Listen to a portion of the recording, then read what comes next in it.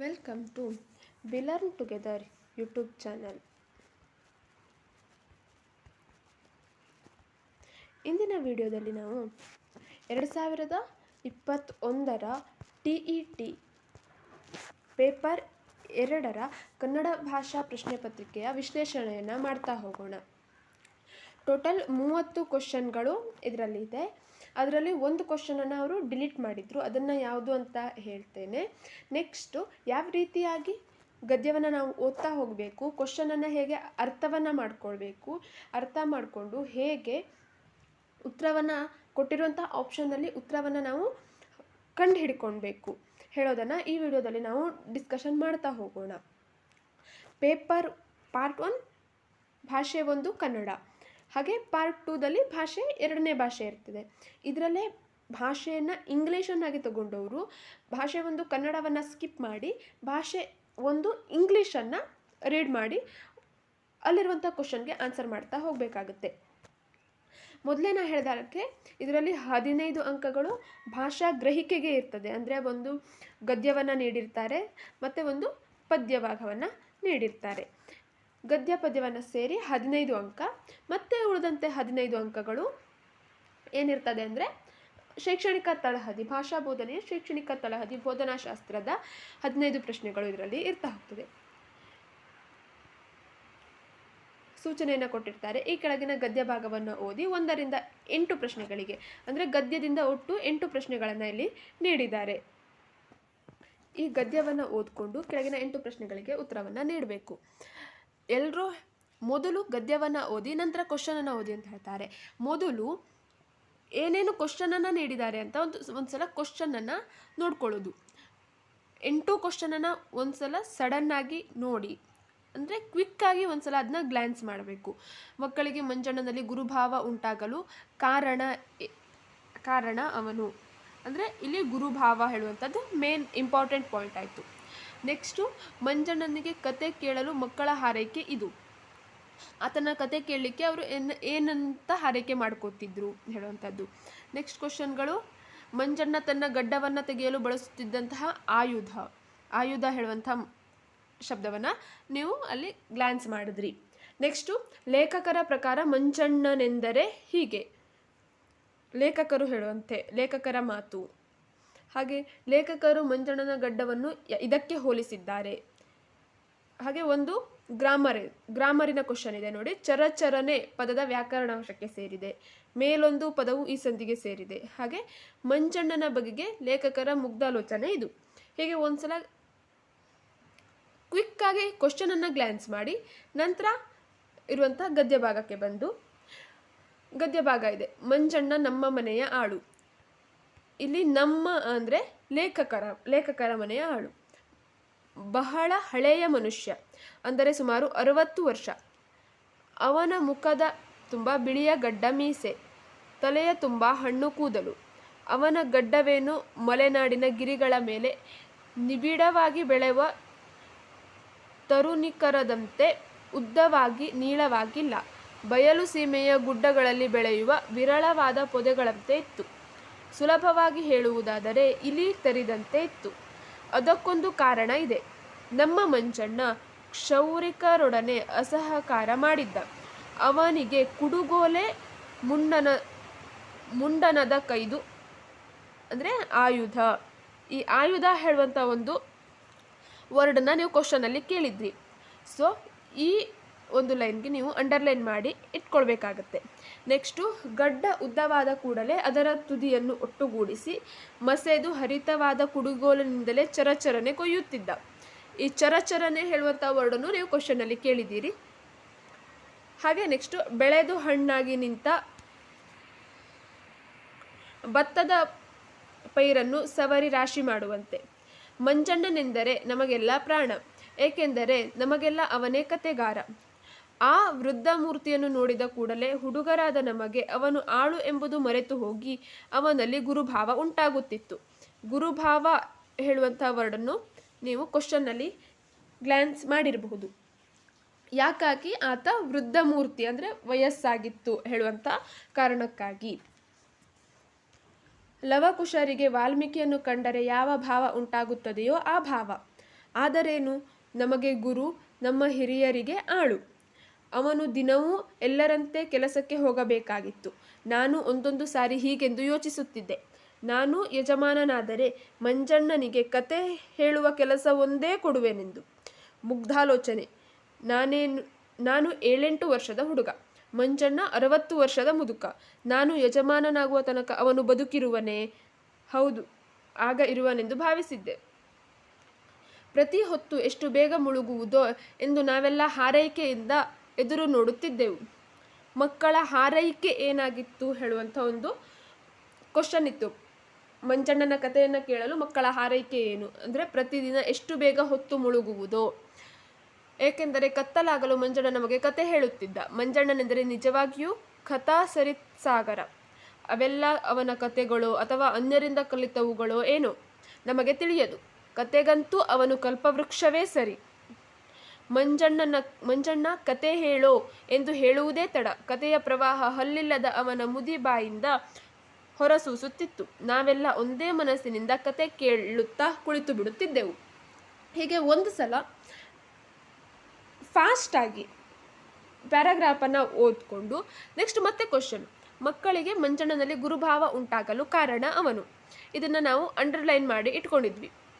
ಆ ವೃದ್ಧ ಮೂರ್ತಿಯನ್ನು ನೋಡಿದ ಕೂಡಲೇ ಹುಡುಗರಾದ ನಮಗೆ ಅವನ ಆಳು ಎಂಬುದು ಮರೆತು ಹೋಗಿ ಗುರುಭಾವ ಉಂಟಾಗುತ್ತಿತ್ತು. ಸೊ ಮೊದಲನೇ ಕ್ವಶನ್ಗೆ ಆನ್ಸರ್ ಸಿಕ್ತು, ಆತ ವೃದ್ಧನಾದ್ದರಿಂದ. ಮೊದಲನೇ ಕ್ವಶನ್ಗೆ ಮೊದಲನೇ ಆಪ್ಷನ್ ಸರಿಯಾಗಿದೆ. ಹಾಗೆ ನೆಕ್ಸ್ಟ್ ಕ್ವಶನ್, ಮಂಜಣ್ಣ ಕತೆ ಕೇಳಲು ಮಕ್ಕಳ ಹಾರೈಕೆ ಇದು. ಇದನ್ನು ನಾವು ಅಂಡರ್ಲೈನ್ ಮಾಡಿದ್ವಿ.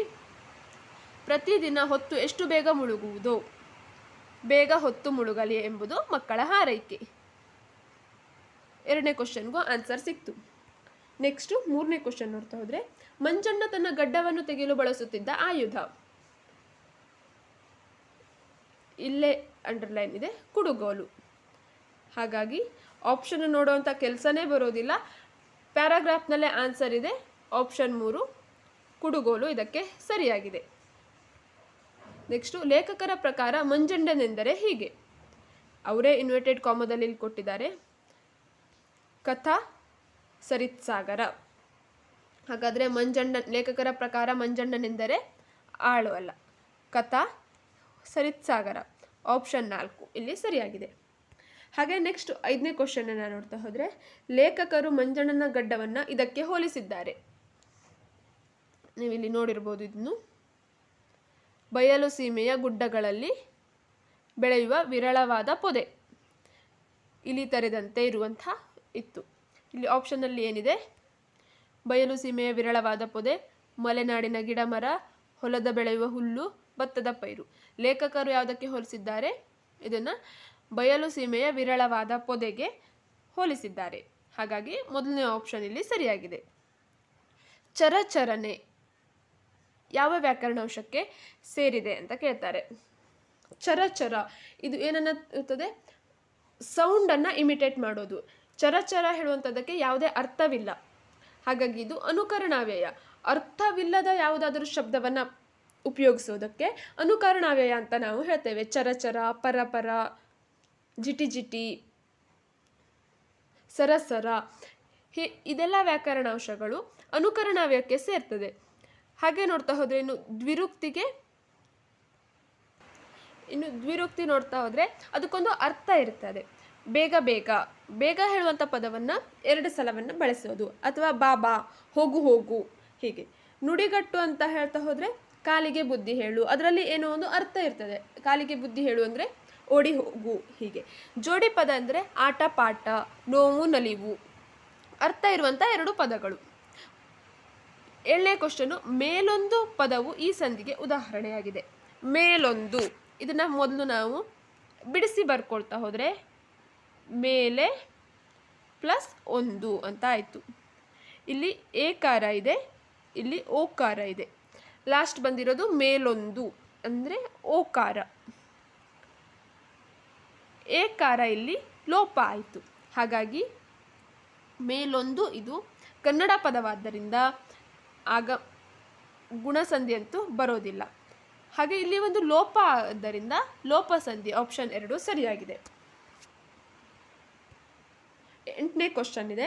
ಮಂಜಣ್ಣನ ಬಗೆಗೆ ಲೇಖಕರ ಮುಗ್ಧಾಲೋಚನೆ. ಇದನ್ನು ನೀವಿಲ್ಲಿ ಒಂದು ಮುಗ್ಧಾಲೋಚನೆ ಹೇಳುವಂಥ ವರ್ಡ್ನ ನೀವು ನೋಡಿರ್ಬೋದು. ಏನಿತ್ತು? ನಾನು ಯಜಮಾನನಾದರೆ ಮಂಜಣ್ಣನಿಗೆ ಕತೆ ಹೇಳುವ ಕೆಲಸವೊಂದನ್ನೇ ಕೊಡುವೆನೆಂದು. ಇದು ಲೇಖಕರ ಮುಗ್ಧಾಲೋಚನೆಯಾಗಿತ್ತು. ಕ್ವಶನನ್ನು ಕೇಳಿರೋದು, ಮಂಜಣ್ಣನನ್ನು ಮನೆಯ ಆಳಾಗೆ ಉಳಿಸಿಕೊಳ್ಳುವುದು ಅಲ್ಲ. ಮಂಜಣ್ಣನನ್ನು ಮನೆಯ ಯಜಮಾನನನ್ನಾಗಿ ಮಾಡುವುದು ಅಲ್ಲ. ಮಂಜಣ್ಣನನ್ನು ಗುರುವಾಗಿ ಇರಿಸಿಕೊಳ್ಳುವುದು ಅಲ್ಲ. ಮಂಜಣ್ಣನಿಗೆ ಕತೆ ಹೇಳುವ ಕೆಲಸವೊಂದನ್ನೇ ಕೊಡುವುದು. ಆಪ್ಷನ್ 4 ಸರಿಯಾಗಿದೆ. ಸೊ ಇದರಲ್ಲಿ ನೀವು ಏನೇ ಇಲ್ಲ ಅಂದರೂ ಗದ್ಯವನ್ನು ಮಾತ್ರ ಓದಿಕೊಂಡು 8ಕ್ಕೆ 8 ಅಂಕಗಳನ್ನು ಸುಲಭವಾಗಿ ಗಳಿಸ್ಬೋದು. ಓದ್ತಾ ಸ್ವಲ್ಪ ಕೇರ್ಫುಲ್ಲಾಗಿ ಓದೋದ್ರಿಂದ ಮತ್ತು ಕ್ವಿಕ್ಕಾಗಿ ಗ್ಲಾನ್ಸ್ ಮಾಡ್ತಾ ಹೋಗೋದ್ರಿಂದ 8 ಅಂಕವನ್ನು ಪಡಿಬಹುದು. ಓದೋದು 8 ಕ್ವಶನ್ ಇದೆ ಅಂದರೆ ಆಲ್ಮೋಸ್ಟ್ 10 ನಿಮಿಷ ಟೈಮ್ ಇದಕ್ಕೆ ಕೊಟ್ಟು 8 ಪ್ಯಾರಾಗ್ರಾಫನ್ನು ಓದಿ ನೆಕ್ಸ್ಟ್ 8 ಕ್ವಶನನ್ನು ಆನ್ಸರ್ ಮಾಡಬೇಕು.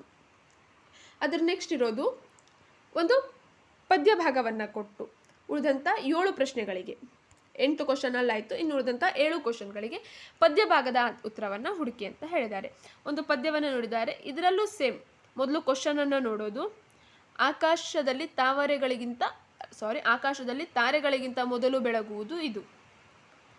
ಹಾಗೆ ಅರಳಿ ನಿಂತ ಮಲ್ಲಿಗೆ ಇವರ ನಲ್ನುಡಿಯಂತೆ ಕವಿ ಹೇಳಿದ್ದಾರೆ. ತನಗೆ ತಾನೇ ಮೂಡಿದ ಮಲ್ಲಿಗೆ ಹೂ ಕವಿಗೆ ಹೀಗೆ ಕಂಡಿದೆ.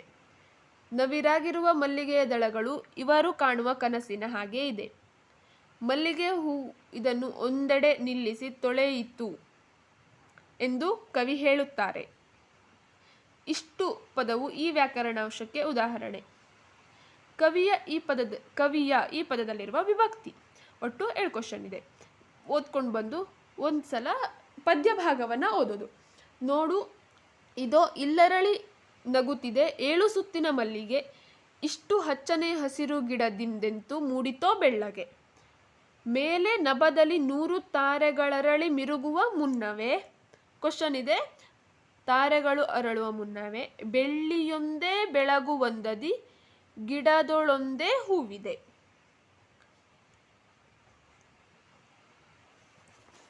ಸತ್ವಶೀಲನ ಧ್ಯಾನ ಮೌನವೇ ಅರಳಿ ಬಂದೊಲು ತೋರಿದೆ.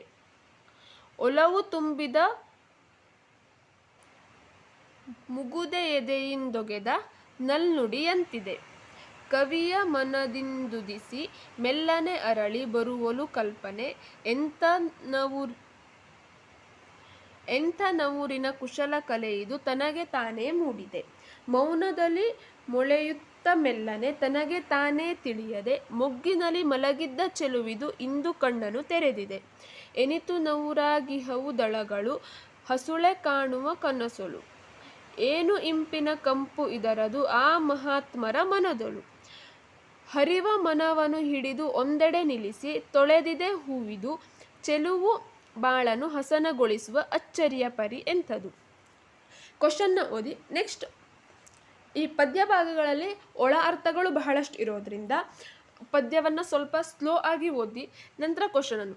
ಆಕಾಶದಲ್ಲಿ ತಾರೆಗಿಂತ ಮೊದಲು ಬೆಳಗುವುದು ಇದು. ಆಪ್ಷನಲ್ಲಿ ಮೋಡ, ಮಲ್ಲಿಗೆ, ಬೆಳ್ಳಿ, ಮಿಂಚು. ಉತ್ತರದಲ್ಲಿ ಅವರೇ ಕೊಟ್ಟಿದ್ದಾರೆ. ಮೇಲೆ ನಭದಲ್ಲಿ 100 ತಾರೆಗಳರಳಿ ಮಿರುಗುವ ಮುನ್ನವೇ ಬೆಳ್ಳಿಯೊಂದೇ ಬೆಳಗುವಂದದಿ ಗಿಡದೊಳೊಂದೇ ಹೂವಿದೆ. ಹಾಗಾದರೆ ಆಕಾಶದಲ್ಲಿ ತಾರೆಗಳಿಗಿಂತ ಮೊದಲು ಬೆಳಗುವುದು ಯಾವುದು? ಬೆಳ್ಳಿ. ಹಾಗೆ 2ನೇ ಕ್ವಶನು, ಅರಳಿ ನಿಂತ ಮಲ್ಲಿಗೆ ಇವರ ನಲ್ನುಡಿಯಂತೆ ಎಂದು ಕವಿ ಹೇಳಿದ್ದಾರೆ. ನಲ್ನುಡಿ ಇಲ್ಲಿದೆ. ಒಲವು ತುಂಬಿದ ಮುಗುದೆ ಎದೆಯಿಂದೊಗೆದ ನಲ್ನುಡಿಯಂತಿದೆ. ಹಾಗಿದ್ರೆ ಅರಳಿ ನಿಂತ ಮಲ್ಲಿಗೆ ಯಾರ ನಲ್ನುಡಿಯಂತಿದೆ? ಮುಗುದೆಯ ನಲ್ನುಡಿಯಂತಿದೆ. ಆಪ್ಷನ್ 3 ಸರಿಯಾಗಿದೆ. ತನಗೆ ತಾನೇ ಮೂಡಿದ ಮಲ್ಲಿಗೆ ಹೂ ಕವಿಗೆ ಹೀಗೆ ಕಂಡಿದೆ. ಇಲ್ಲೆಲ್ಲಿದೆ? ಎಂಥ ನವೂರಿನ ಕುಶಲ ಕಲೆ ಇದು ತನಗೆ ತಾನೇ ಮೂಡಿದೆ. ಅಂದರೆ ಹೇಗೆ ಕಂಡಿದೆ? ಅವರಿಗೆ ಕುಶಲ ಕಲೆಯಂತೆ ಕಂಡಿದೆ. ಆಪ್ಷನ್ 1 ಇಲ್ಲಿದೆ. ಹಾಗೆ 12ನೇ ಕ್ವಶನ್ ನೋಡಿದ್ರೆ, ನವಿರಾಗಿರುವ ಮಲ್ಲಿಗೆಯ ದಳಗಳು ಇವರು ಕಾಣುವ ಕನಸಿನ ಹಾಗಿದೆ. ಅಲ್ಲೇ ನೋಡ್ಕೊಂಡಿದ್ದೇವೆ, ಹಸುಳೆ ಕಾಣುವ ಕನಸಿನ ಹಾಗೆ ಇದೆ. ಮಲ್ಲಿಗೆ ಹೂವು ಇದನ್ನು ಒಂದೆಡೆ ನಿಲ್ಲಿಸಿ ತೊಳೆಯಿತು ಎಂದು ಕವಿ ಹೇಳಿದ್ದಾರೆ. ಹರಿವ ಮನವನ್ನು ಹಿಡಿದು ಒಂದೆಡೆ ನಿಲ್ಲಿಸಿ ತೊಳೆದಿದೆ ಹೂವಿದು. ಹಾಗಿದ್ರೆ ಇದಕ್ಕೆ ಸರಿಯಾದಂತಹ ಉತ್ತರ ಹರಿವ ಮನವನ್ನು. ನೆಕ್ಸ್ಟ್ 2 ಕ್ವಶನ್ ಅನ್ನ ಗ್ರಾಮರ್ ಇಂದ ಕೇಳ್ತಾರೆ, ಗ್ರಾಮ್ಯಾಟಿಕಲ್ ಆಗಿ. ಇಷ್ಟು ಪದವು ಈ ವ್ಯಾಕರಣಾಂಶಕ್ಕೆ ಉದಾಹರಣೆ. ದಿಕ್ವಾಚಕ, ಗುಣವಾಚಕ, ಪರಿಮಾಣವಾಚಕ, ಸಂಖ್ಯಾವಾಚಕ. ಇಷ್ಟು ಪರಿಮಾಣವನ್ನ ಅಥವಾ ಇಷ್ಟು ಅಳತೆಯನ್ನ ಹೇಳ್ತಾ ಇರೋದ್ರಿಂದ ಇದು ಪರಿಮಾಣವಾಚಕ ಅಂತ ಆಗುತ್ತೆ. ಹಾಗೆ ಪೂರ್ವ, ಪಶ್ಚಿಮ, ತೆಂಕಣ, ಬಡಗಣ ಹೀಗೆ ದಿಕ್ಕನ್ನು ಹೇಳ್ತಾ ಹೋದ್ರೆ ಅದು ದಿಕ್ವಾಚಕ ಪದಕ್ಕಾಗ್ತದೆ. ಒಂದು ವಸ್ತುವಿನ ಗುಣವನ್ನು ವರ್ಣಿಸ್ತಾ ಇದೆ ಅಂತ ಹೇಳಾದ್ರೆ ಅದು ಗುಣವಾಚಕ. ಸಂಖ್ಯೆಯಿಂದ ಕೂಡಿದ್ದು 5ನೇಯ,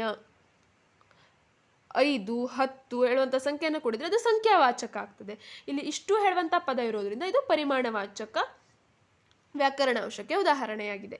ಹಾಗೆ ಕವಿಯ ಪದದಲ್ಲಿರುವಂತಹ ವಿಭಕ್ತಿ ಪ್ರತ್ಯಯವನ್ನು ಪ್ರತಿಯೊಬ್ಬರು ನೆನಪಿಟ್ಕೊಳ್ಳೇಬೇಕು. ಪ್ರಥಮ, ಉ, ದ್ವಿತೀಯ, ಅನ್ನು, ತೃತೀಯ ಇಂದ ಚತುರ್ಥಿಗೆ, ಪಂಚಮಿ ದೆಸೆಯಿಂದ ಷಷ್ಠಿ ಅ, ಸಪ್ತಮಿ ಅಲ್ಲಿ, ಸಂಬೋಧನ ಎ, ಇ, ರ. ಹೊಸಗನ್ನಡದ್ದು ಹಾಗೆ ಜೊತೆಗೆ ಹಳೆಗನ್ನಡದ್ದು. ಇಲ್ಲಿ ಷಷ್ಠಿ ವಿಭಕ್ತಿ, ಷಷ್ಠಿ ಅ, ಕವಿಯ ಇದನ್ನು ಬಿಡಿಸಿ ಬರೆದಾಗ ಕವಿ ಪ್ಲಸ್ ಯ ಪ್ಲಸ್ ಅ, ಕವಿಯ ಅಂತ ಆಗುತ್ತೆ. ಹಾಗಾಗಿ ಷಷ್ಠಿ ವಿಭಕ್ತಿಗೆ ಇದು ಉದಾಹರಣೆಯಾಗಿದೆ. 15 ಕ್ವಶನ್. ಇಲ್ಲಿ ಈ 15 ಕ್ವಶನ್ಗಳಲ್ಲಿ ಭಾಷೆಯನ್ನು ತಿಳಿದಂಥವ್ರು ಅಥವಾ ಕನ್ನಡವನ್ನು ಸರಿಯಾಗಿ ಓದಲಿಕ್ಕೆ ಬರುವಂಥವ್ರು 15 ಅಂಕವನ್ನು ಸುಲಭವಾಗಿ ಗಳಿಸಬಹುದು. ಯಾವುದೇ ಟೆನ್ಷನ್ಗಳಿಲ್ಲದೆ ಈಸಿಯಾಗಿ ಅರ್ಥ ಮಾಡಿಕೊಂಡು ಓದ್ಕೊಳ್ಳೋದ್ರಿಂದ ಇದರಲ್ಲಿ ಮಾರ್ಕ್ಸನ್ನು ತೆಗಿಬಹುದು. ಹಾಗೆ ನೆಕ್ಸ್ಟ್ 16ರಿಂದ 30ರವರೆಗೆ ಉಳಿದಂಥ 15 ಪ್ರಶ್ನೆಗಳು ಬೋಧನಾಶಾಸ್ತ್ರಕ್ಕೆ ಸಂಬಂಧಿಸಿರ್ತಾ ಇದೆ. 16ನೇ ಪ್ರಶ್ನೆಯನ್ನು ನೋಡ್ತಾ ಹೋಗೋಣ. ಭಾಷಾ ಬೋಧನೆ ಮತ್ತು ಕಲಿಕೆಯಲ್ಲಿ ಅವಶ್ಯಕವಾಗಿ ಪಾಲಿಸಬೇಕಾದಂಥ ನಿಯಮ ಯಾವುದು? ಆಪ್ಷನ್ 1 ಕಂಠಪಾಠ ಮತ್ತು ಪುನರಾವರ್ತನೆ ನಿಯಮ. ಆಪ್ಷನ್ 2 ಅನುಕರಣೆ ಮತ್ತು ಅಭ್ಯಾಸ ನಿಯಮ. ಆಪ್ಷನ್ 3 ಸಿದ್ಧತೆ ಮತ್ತು ಪ್ರೇರಣಾ ನಿಯಮ. ಆಪ್ಷನ್ 4 ಅನುವಂಶೀಯತೆ ಮತ್ತು ಅನುಭವ ನಿಯಮ. ಕಂಠಪಾಠ, ಶಿಕ್ಷಣದಲ್ಲಿ ಕಂಠಪಾಠಕ್ಕೆ ಹೆಚ್ಚಿನ ಒತ್ತನ್ನು ನೀಡ್ತಾ ಇಲ್ಲ. ಹಾಗಾಗಿ ನಾವು ಆಪ್ಷನನ್ನು ನೋಡಿ ಯಾವುದು ನೆಗೆಟಿವ್ ಇದೆಯೋ ಮೊದಲು ನಾವು ಸರಿಯಾದಂಥ ಉತ್ತರವನ್ನು ಹುಡುಕೋದಕ್ಕಿಂತ ಮೊದಲು ಯಾವುದು ಇದಕ್ಕೆ ರಿಲೇಟೆಡ್ ಆದಂತಹ ಉತ್ತರ ಅಲ್ಲ ಹೇಳೋದನ್ನು ಫಸ್ಟು ನಾವು ಹುಡುಕಬೇಕಾಗತ್ತೆ. ಯಾವುದೇ ಒಂದು ಕ್ವಶನನ್ನು ನೋಡಿದ್ರು 4 ಆಪ್ಷನ್ನಲ್ಲಿ ಡೈರೆಕ್ಟ್ಲಿ ನಾವು 2 ಆಪ್ಷನನ್ನು ಅಲ್ಲ ಅಂತ ಡಿಲೀಟ್ ಮಾಡೋ ಹಾಗೆ ಆಪ್ಷನನ್ನು ಕೊಟ್ಟಿರ್ತಾರೆ. ಇನ್ನೆರಡರಲ್ಲಿ ಸ್ವಲ್ಪ ಕನ್ಫ್ಯೂಷನ್ಸ್ ಇರುತ್ತೆ. ಅದನ್ನು ಸರಿಯಾಗಿ ಕ್ಲಾರಿಟಿ ಮಾಡ್ಕೊಳ್ಬೇಕಾಗತ್ತೆ. ಕಂಠಪಾಠ ಹೇಳುವಂಥದ್ದು ಶಿಕ್ಷಣದಲ್ಲಿ ಒತ್ತು ನೀಡುವಂತಹ ವಿಷಯವಲ್ಲ. ಹಾಗಾಗಿ ಆಪ್ಷನ್ 1 ಇಲ್ಲಿ ಸರಿಯಾಗಲಿಕ್ಕೆ ಸಾಧ್ಯ ಇಲ್ಲ.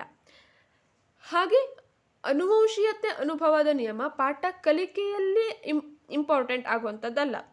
ಅನುಭವ ಅನ್ನುವಂಥದ್ದು ಕಲಿಕೆ ಆಗ್ತಾ ಹೋಗುತ್ತೆ ಬಿಟ್ಟರೆ ಭಾಷಾ ಬೋಧನೆಯಲ್ಲಿ ಬರಲಿಕ್ಕೆ ಸಾಧ್ಯ ಇಲ್ಲ. ಹಾಗಾಗಿ ಆಪ್ಷನ್ 4 ಕೂಡ ಆಗಲಿಕ್ಕೆ ಸಾಧ್ಯ ಇಲ್ಲ. ನೆಕ್ಸ್ಟ್ ಇನ್ನಿರುವಂಥದ್ದು ಅನುಕರಣೆ ಮತ್ತು ಅಭ್ಯಾಸ ನಿಯಮ ಆಗಬೇಕು, ಇಲ್ಲ ಅಂದರೆ ಸಿದ್ಧತೆ ಮತ್ತು ಪ್ರೇರಣಾ ನಿಯಮ ಆಗಬೇಕು. ಕಲಿಕೆಯಲ್ಲಿ ಭಾಷಾ ಬೋಧನೆ ಮತ್ತು ಕಲಿಕೆಯಲ್ಲಿ ಅವಶ್ಯಕವಾಗಿ ಪಾಲಿಸಬೇಕಾದಂಥ ನಿಯಮ. ಭಾಷೆಯನ್ನು ಕಲಿಯೋದು ನಾವು ಹೇಗೆ ಅಂದರೆ ಅದನ್ನ ಅನುಕರಣೆಯ ಮೂಲಕ, ಮತ್ತೊಬ್ಬರು ಹೇಗೆ ಅದನ್ನ ಹೇಳ್ತಾರೆ ಹೇಳುವಂಥದ್ದನ್ನು ನೋಡಿ ಅನುಕರಣೆಯ ಮೂಲಕ ಕಲಿತೇವೆ. ಆ ಅನುಕರಣೆಯನ್ನು ಪದೇ ಪದೇ ಅಭ್ಯಾಸವನ್ನು ಮಾಡ್ತಾ ಹೋದಾಗೆ ಅದು ನಮ್ಮಲ್ಲಿ ದೃಢವಾಗಿ ನಿಲ್ತಾ ಹೋಗುತ್ತೆ.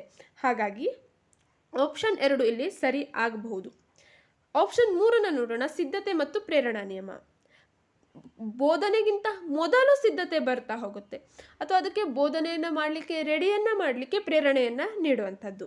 ಇಲ್ಲಿ ಕಲಿಕೆಯಲ್ಲಿ ಅವಶ್ಯಕವಾಗಿ ಪಾಲಿಸಲೇಬೇಕಾದಂಥ ನಿಯಮ. ಅನುಕರಣೆ ಇಲ್ಲದೆ ಭಾಷಾ ಬೋಧನೆ ಅಥವಾ ಭಾಷಾ ಕಲಿಕೆ ಸಾಧ್ಯವಿಲ್ಲ.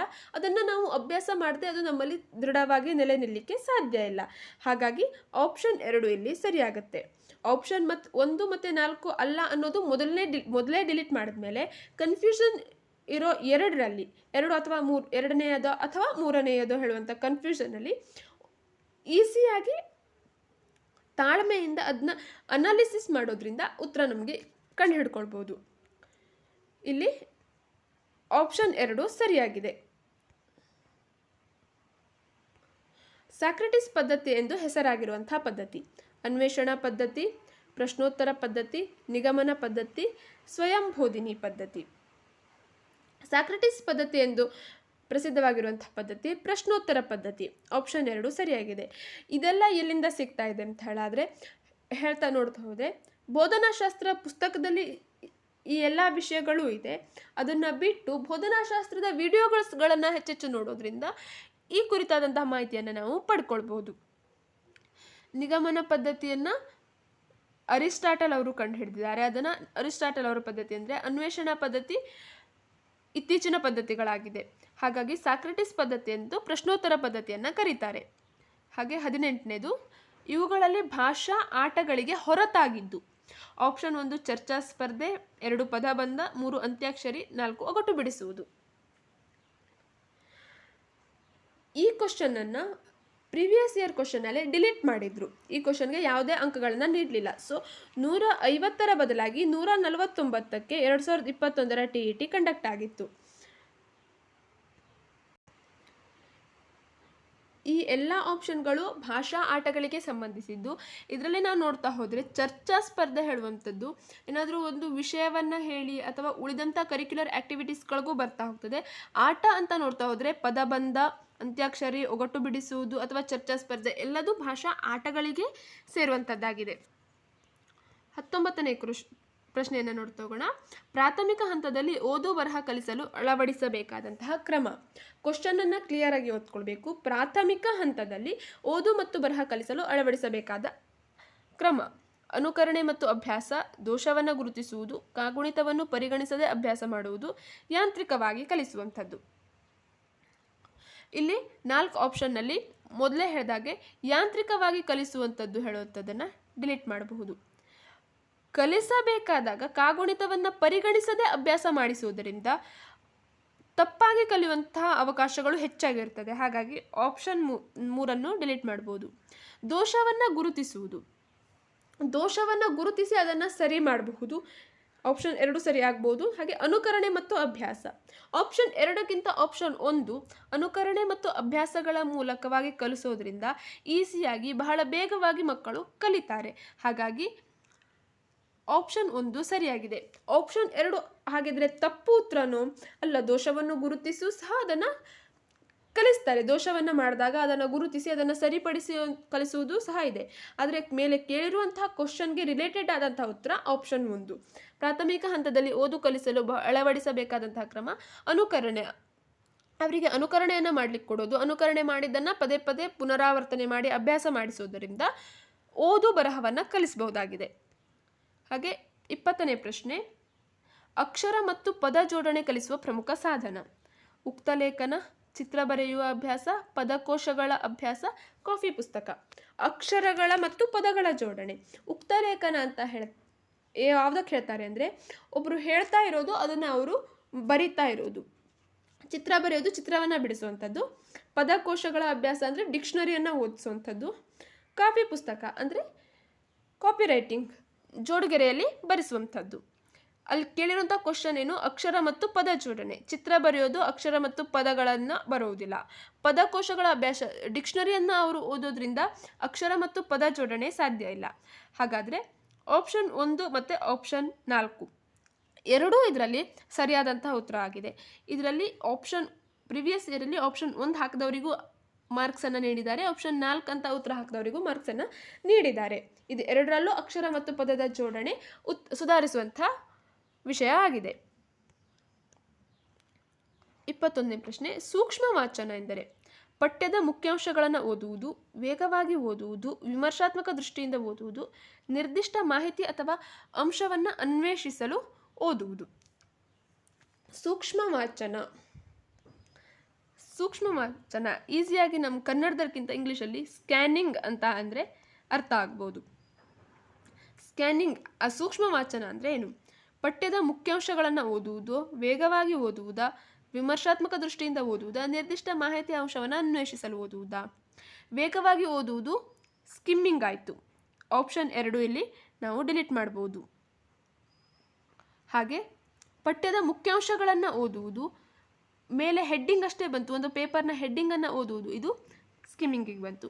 ವಿಮರ್ಶಾತ್ಮಕ ದೃಷ್ಟಿಯಿಂದ ಓದುವುದು ಕ್ರಿಟಿಕಲ್ ಥಿಂಕಿಂಗ್ ಅಥವಾ ಕ್ರಿಟಿಕಲ್ ರೀಡಿಂಗ್ ಆಯಿತು. ನಿರ್ದಿಷ್ಟ ಮಾಹಿತಿ ಅಥವಾ ಅಂಶವನ್ನು, ಒಂದು ಪ್ಯಾರಾಗ್ರಾಫನ್ನು ನೀಡಿದ್ದಾರೆ, ಈಗ ಪ್ಯಾರಾಗ್ರಾಫಲ್ಲಿ ಕ್ವಶನ್ ಆನ್ಸರನ್ನು ಹುಡುಕುವುದು, ಅದು ಸೂಕ್ಷ್ಮ ವಾಚನಕ್ಕೆ ಉದಾಹರಣೆಯಾಗಿದೆ. ಕೆಳಗಡೆ ನೀಡಿರುವಂಥ ಕ್ವಶನನ್ನು ನೀವು ಆನ್ಸರ್ ಮಾಡಬೇಕು ಅಂದರೆ ಆ ಆನ್ಸರಲ್ಲಿ ಇರುವಂಥ ಮೇನ್ ಆದ ಒಂದು ಪಾಯಿಂಟನ್ನು ತೆಗೆದುಕೊಂಡು ಆ ಪ್ಯಾರಾಗ್ರಾಫಲ್ಲಿ ಆ ಒಂದು ವರ್ಡ್ ಎಲ್ಲಿದೆ ಅಂತ ನೀವು ಹುಡುಕಿದ್ರಿ ಅಂದರೆ ಅದು ನಿರ್ದಿಷ್ಟ ಮಾಹಿತಿ ಅಥವಾ ಅಂಶವನ್ನು ಅನ್ವೇಷಿಸಲು ನೀವು ಓದ್ತಾ ಇರೋದಾಗುತ್ತೆ. ಸೂಕ್ಷ್ಮ ವಾಚನ ಅಂತ ಕರೀತಾರೆ ಅದಕ್ಕೆ. ಹಾಗಾಗಿ 21ನೇ ಪ್ರಶ್ನೆಗೆ ಆಪ್ಷನ್ 4 ಸರಿಯಾಗಿದೆ. ನೆಕ್ಸ್ಟ್ 22ನೇ ಪ್ರಶ್ನೆ, ಉತ್ತಮ ಮಾತುಗಾರಿಕೆ ಕೌಶಲ್ಯ ಬೆಳೆಸುವ ಚಟುವಟಿಕೆ: ಕಾಪಿ ಪುಸ್ತಕ ಅಭ್ಯಾಸ, ಪಾತ್ರಾಭಿನಯ, ದಿನಪತ್ರಿಕೆ ಸಂಗ್ರಹ, ವ್ಯಾಕರಣ ನಿಯಮಗಳ ಕಂಠಪಾಠ. ಮಾತುಗಾರಿಕಾ ಕೌಶಲ್ಯ ಅಂತ ಹೇಳಿದ್ದಾರೆ. ಕಾಪಿ ಪುಸ್ತಕ ಬರೆಯೋದ್ರಿಂದ ಬರವಣಿಗೆ ಹೆಚ್ಚಾಗುತ್ತೆ. ದಿನಪತ್ರಿಕೆಗಳನ್ನು ಸಂಗ್ರಹ ಮಾಡೋದ್ರಿಂದ ಮಾತುಗಾರಿಕಾ ಕೌಶಲ್ಯ ಬರುವುದಿಲ್ಲ, ಓದುಗಾರಿಕಾ ಕೌಶಲ್ಯವನ್ನು ನಾವು ನೋಡ್ಬೋದು. ಇನ್ನು ವ್ಯಾಕರಣ ನಿಯಮಗಳ ಕಂಠಪಾಠ ಹೇಳುವಂಥದ್ದು ಶಿಕ್ಷಣದಲ್ಲೇ ಇಲ್ಲ. ವ್ಯಾಕರಣ ನಿಯಮಗಳನ್ನು ಕಂಠಪಾಠವನ್ನು ಮಾಡುವಂಥದ್ದಲ್ಲ, ಅರ್ಥ ಮಾಡ್ಕೊಳ್ಬೇಕು. ಆಪ್ಷನ್ 4 ತಪ್ಪಾಗಿದೆ. ಹಾಗಾಗಿ ಆಪ್ಷನ್ 2 ಪಾತ್ರಾಭಿನಯ, ಒಂದು ಪಾತ್ರವನ್ನು ಅಭಿನಯಿಸಲಿಕ್ಕೆ ಕೊಡೋದ್ರಿಂದ ಆ ಪಾತ್ರದಲ್ಲಿ ಬರುವಂಥ ಮಾತುಗಳನ್ನು ಅವರು ಹೇಳೋದ್ರಿಂದ ಮಾತುಗಾರಿಕಾ ಕೌಶಲ್ಯ ಅವರಲ್ಲಿ ಉತ್ತಮವಾಗಿ ಬೆಳೆಯುತ್ತದೆ. ಆಪ್ಷನ್ 2 ಸರಿಯಾಗಿದೆ. ಹಾಗೆ ಗದ್ಯ ಬೋಧನೆಯ ಪ್ರಮುಖ ಉದ್ದೇಶಗಳು ಯಾವ್ಯಾವುದು? ಓದು, ಬರಹ, ಗ್ರಹಿಕೆ ಮತ್ತು ಅಭಿವ್ಯಕ್ತಿ ಸಾಮರ್ಥ್ಯ ಬೆಳೆಸುವುದು, ಆನಂದ, ಸೌಂದರ್ಯ ಪ್ರಜ್ಞೆ, ರಸಸ್ವಾದನೆಯನ್ನು ಮೂಡಿಸುವುದು, ಗಾಯನ, ಅಭಿನಯ ಕೌಶಲ್ಯ ನೀಡುವುದು, ಗದ್ಯದಲ್ಲಿನ ಪ್ರಶ್ನೆಗಳಿಗೆ ಉತ್ತರಗಳನ್ನು ಕಂಠಪಾಠ ಮಾಡಿಸುವುದು. ಆಪ್ಷನನ್ನು ಓದಿದ ಕೂಡಲೇ ನೀವು ಅಂದಾಜು ಗೆಸ್ ಮಾಡಿರ್ಬೋದು. ಕಂಠಪಾಠ ಹೇಳುವಂಥ ವರ್ಡ್ ಬಂತು, ಸೊ ಆಪ್ಷನ್ 4 ತಪ್ಪಾಗುತ್ತೆ. ನೆಕ್ಸ್ಟು ಗಾಯನ ಮತ್ತು ಅಭಿನಯ ಕೌಶಲ್ಯ. ಗಾಯನ, ಗದ್ಯದಲ್ಲಿ ಯಾರು ಹಾಡನ್ನು ಹೇಳಲಿಕ್ಕೆ ಸಾಧ್ಯ ಇಲ್ಲ. ಗಾಯನ ಅಂತ ಬಂದರೆ ಅದು ಪದ್ಯದಲ್ಲಿ ಆಯಿತು. ಸೊ ಆಪ್ಷನ್ 3 ಡಿಲೀಟ್ ಆಯಿತು. ಆನಂದ, ಸೌಂದರ್ಯ ಪ್ರಜ್ಞೆ, ರಸಸ್ವಾದನೆ. ಗದ್ಯವನ್ನು ಓದಿ ಯಾರು ಆನಂದ ಪಡುವಂಥದ್ದು, ರಸಸ್ವಾದನೆ, ಅದರ ಭಾವಾರ್ಥವನ್ನು ತಿಳ್ಕೊಳ್ಳೋದು ಮಾಡೋದಿಲ್ಲ. ಇದೆಲ್ಲ ಬರುವಂಥದ್ದು ಪದ್ಯದಲ್ಲಿ. So option 2 also deleted.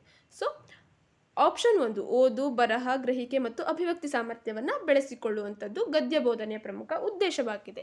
ಅದೇ ಅವರು ಪದ್ಯ ಬೋಧನೆ ಅಂತ ಕೇಳಿದರೆ ಆನಂದ, ಸೌಂದರ್ಯ ಪ್ರಜ್ಞೆ, ರಸಸ್ವಾದನೆ, ಗಾಯನ, ಅಭಿನಯ ಕೌಶಲ್ಯವನ್ನು ಪಡ್ಕೊಳ್ಳೋದು ಇದೆಲ್ಲವೂ ಸಹ ಪದ್ಯ ಬೋಧನೆಯ ಪ್ರಮುಖ ಉದ್ದೇಶ ಆಗಿರ್ತಾ ಇತ್ತು. ಕ್ವಶನಲ್ಲಿ ಗದ್ಯ ಅಂತ ಕೇಳಿರೋದ್ರಿಂದ ಆಪ್ಷನ್ 1 ಇದಕ್ಕೆ ಸರಿಯಾಗಿದೆ. 24ನೇ ಪ್ರಶ್ನೆ, ಗಮಕ ಕಲೆ ಹೇಳುವಂಥದ್ದು ಒಂದು ಇಲ್ಲಿ ಬಂತು, ವ್ಯಾಕರಣಕ್ಕೆ ರಿಲೇಟೆಡ್ ಆದಂತಹ ಕ್ವಶನು. ಗಮಕ ಕಲೆ ಹೇಳುವಂಥದ್ದು ಪದ್ಯದ ರೂಪಾಂತರನೋ, ಪದ್ಯದ ವಿಮರ್ಶೆನೋ, ಕಾವ್ಯದ ಗಾಯನ ಅಥವಾ ಕವಿಯ ಸ್ಫೂರ್ತಿನೋ. ಗಮಕ ಹೇಳುವಂಥದ್ದು ಇದು ಒಂದು ಕಾವ್ಯದ ಗಾಯನದ ರೂಪಕ್ಕೆ ಗಮಕ ಕಲೆ ಅಂತ ಹೇಳಿ ಕರೀತಾರೆ. ಇಲ್ಲಿ ವ್ಯಾಕರಣವನ್ನು ನೀವು ಓದ್ತಾ ಹೋದರೆ ಈ ಕ್ವಶನ್ಗೆ ಆನ್ಸರನ್ನು ಮಾಡ್ಬೋದು. ಹಾಗೆ ನೆಕ್ಸ್ಟು ಪರಿಹಾರ ಬೋಧನೆಯಲ್ಲಿ ಶಿಕ್ಷಕರು ಮುಖ್ಯವಾಗಿ ಪಾಲಿಸಬೇಕಾದ ಕ್ರಮ. ಪರಿಹಾರ ಬೋಧನೆ ಅಂದರೆ ರೆಮಿಡಿಯಲ್ ಟೀಚಿಂಗಲ್ಲಿ ಶಿಕ್ಷಕರು ಪಾಲಿಸಬೇಕಾದ ಕ್ರಮ. ನಿಯಂತ್ರಿತ ಅಭ್ಯಾಸವನ್ನು ಮಾಡಿಸುವುದು, ಎಲ್ಲ ಪಾಠಗಳನ್ನು ಕೇವಲ ಬೋಧನೆಯನ್ನು ಮಾಡುವುದು, ಕಲಿಕಾ ಸಾಮರ್ಥ್ಯದಲ್ಲಿ ಕಂಡುಬಂದ ದೋಷಗಳನ್ನು ನಿವಾರಣೆ ಮಾಡುವುದು, ವಿದ್ಯಾರ್ಥಿಗಳು ತಾವೇ ಅಭ್ಯಾಸ ಮಾಡಲು ಮಾರ್ಗದರ್ಶನವನ್ನು ನೀಡುವಂಥದ್ದು.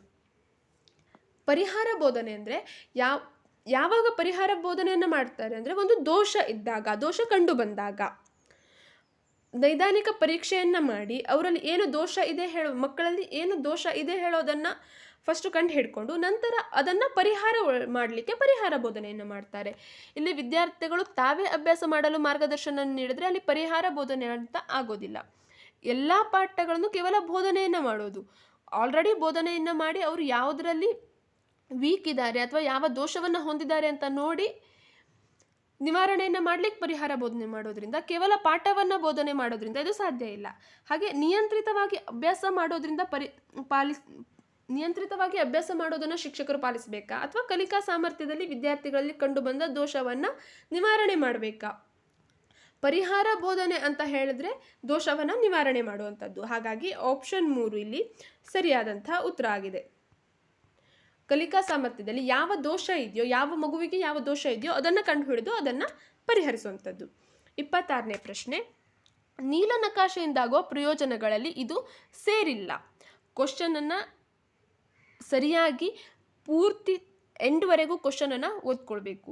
ಸೇರಿದೆ ಅಥವಾ ಸೇರಿಲ್ಲ, ಹೌದು ಯಾವುದು ಕೆಳಗಿನವುಗಳಲ್ಲಿ ಯಾವುದು ಹೌದು ಅಥವಾ ಅಲ್ಲ ಹೀಗೆ ಕೇಳಿರ್ತಾರೆ. ಹಾಗಾಗಿ ನೀಲನಕಾಶೆಯಿಂದಾಗುವ ಪ್ರಯೋಜನಗಳಲ್ಲಿ ಕೆಳಗಿನಲ್ಲಿ ಯಾವುದು ಸೇರಿಲ್ಲ, ನೆಗೆಟಿವನ್ನು ನಾವಿಲ್ಲಿ ತೆಗಿಬೇಕಾಗುತ್ತೆ.